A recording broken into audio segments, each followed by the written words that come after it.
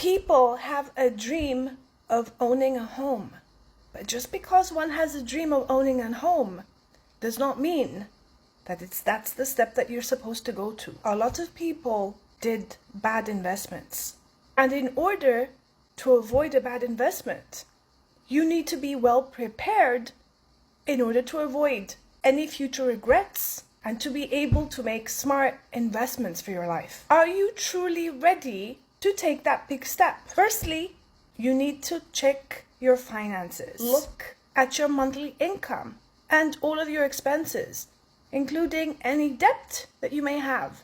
And you need to be honest with yourself about your financial stability. I'm going to give you a rule that you can follow to see if you're going to be on the right track.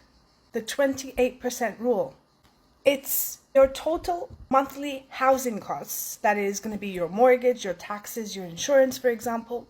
And that it should not exceed 28% of your combined gross income.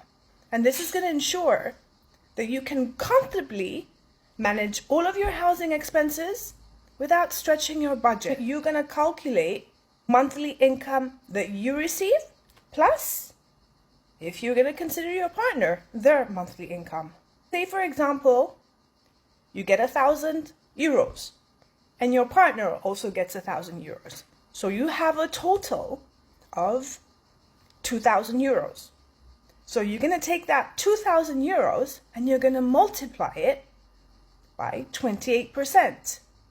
The percentage of 28 is 0.28. So you're going to do 2,000 times 0.28. That's going to equal 560 euros. If all your total monthly housing costs, as I said before, your mortgage, your taxes, and your insurance, are less than 560 euros, you meet the criteria.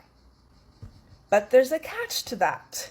You need to remember that you've got a budget for your other essential expenses. So it can be your groceries, your utilities, your transportation, your emergency savings. If you've got kids, all these different things that you need to calculate.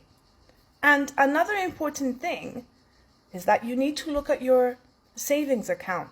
Do you really have substantial savings? Do you have a 20% down payment? You should aim to have at least 20% of the houses priced so you can give that as a down payment. This is the only way that you can secure a better loan. Calculate the down payment amount based on the house price that you're interested in, because it's crucial to have a significant sum saved up before jumping into disaster. A house is a long-term commitment. You've got to think about your plans for the future. Are you willing to live in this house for at least 10 years? Because it's long-term that you need to see. And it's better to stay for an extended period of time to see a return on your investment. So if you're looking to buy a house for 500,000 and you want to have the 20% deposit, 20% of 500,000 makes 100K. So you need to have 100K in the bank. If you do not have that amount, do not set up yourself for failure, for a bad investment. Do not let your emotions rule your life, because additional expenses do come up in a person's life, and that's where they fail.